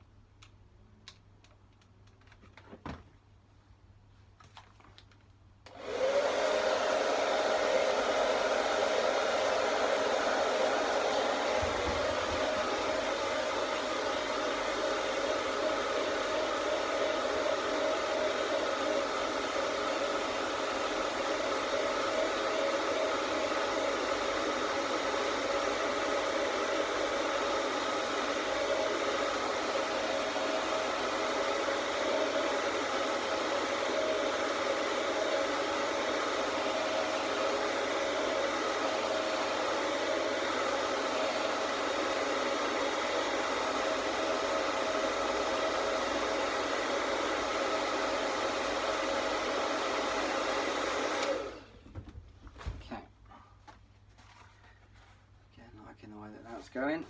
Good, good, good, good, good. You notice how I didn't heat form any of this first. I think if I'd have done that, I'm not too sure how it would have gone. So I might look into doing that. Sort of post, as I did with the chest and the back. It's not the end of the world to do it in reverse like that. And like I said, I wanted to pre-form it. I wasn't really thinking in terms of the gauntlets, because the gauntlets still need to be gauntlets.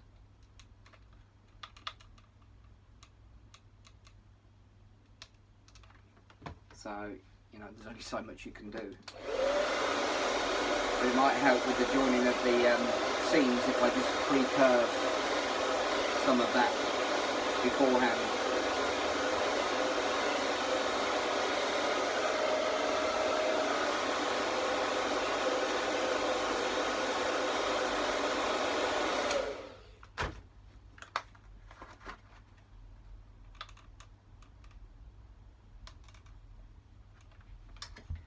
There we go.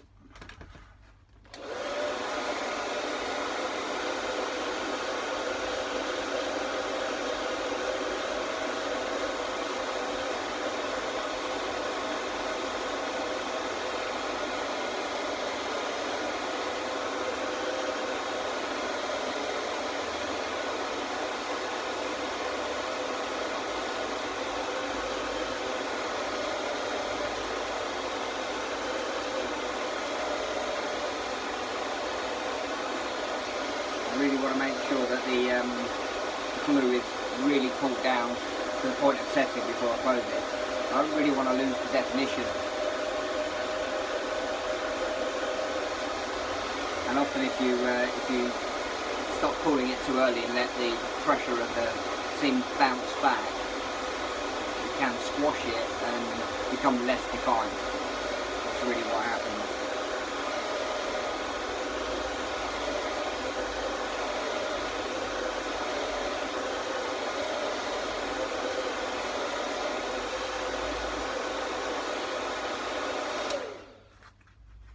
Good. Yeah, I think I definitely might have to pre-curve this, otherwise I think I might struggle to get the seams together.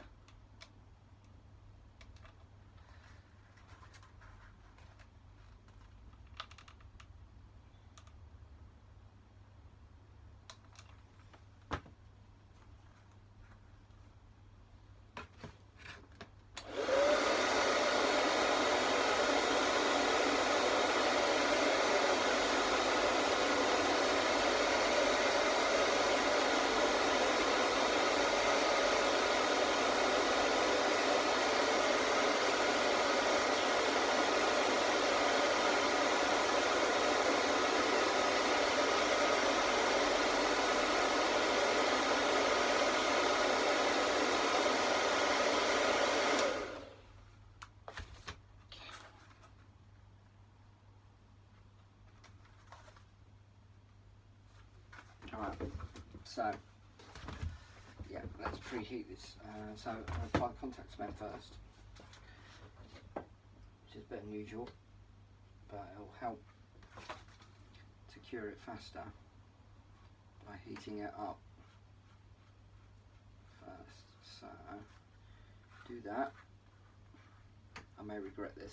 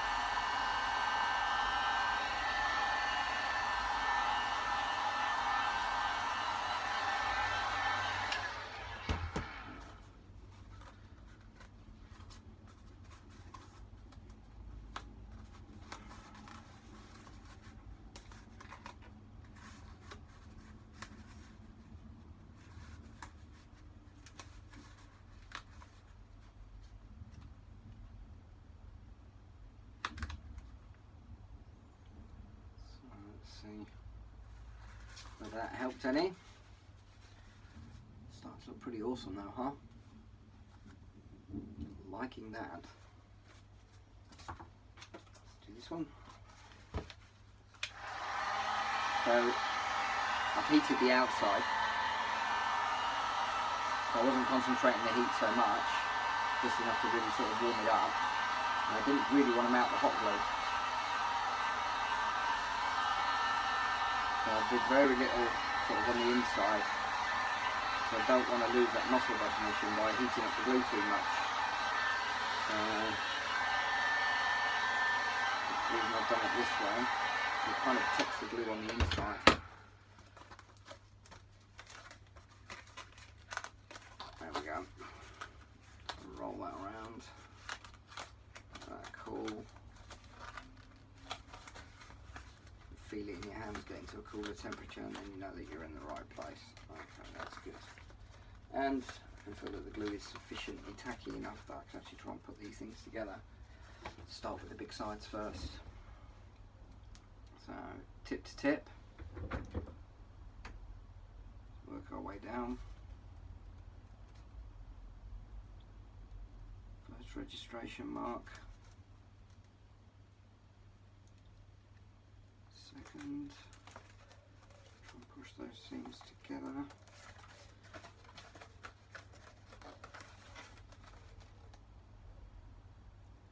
There we go.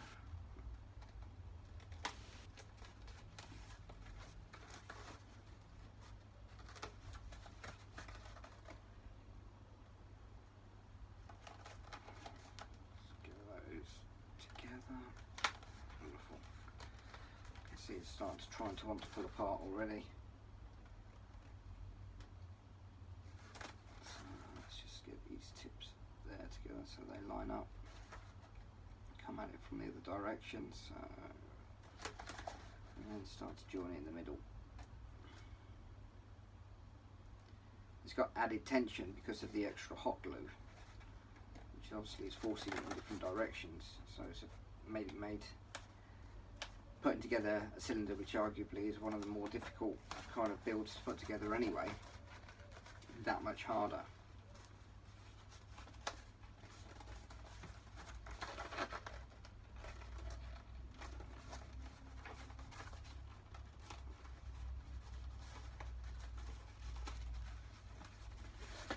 You can see the Q-tip trick is going to have to come out again.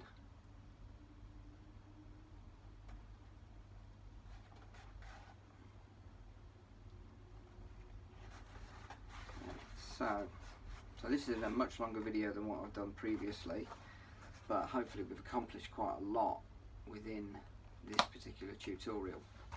So we've done a whole arm in one sitting.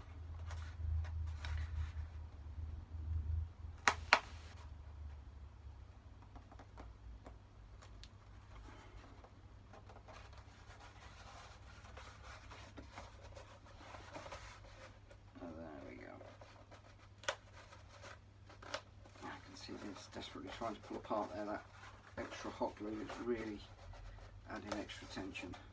So yeah, I'm going to have to re-glue the Q-tip in that centre part. So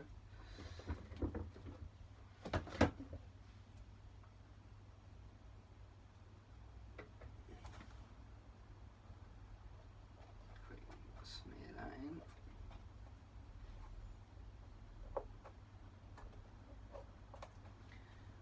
While I'm at it, I might as well do some of the back that's trying to come apart as well.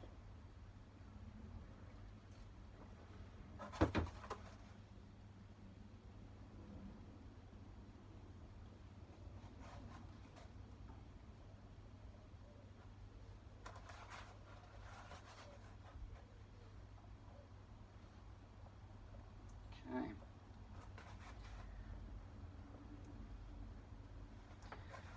Wipe away the excess.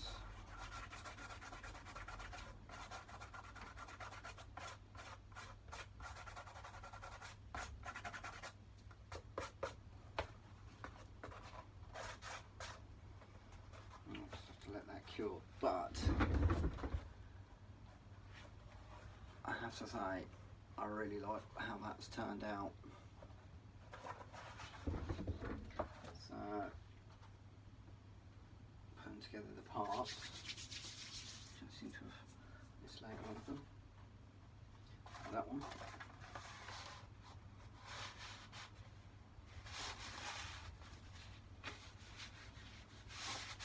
That's this side. That one. Seam at the front. And even though this is still waiting to be fully cured,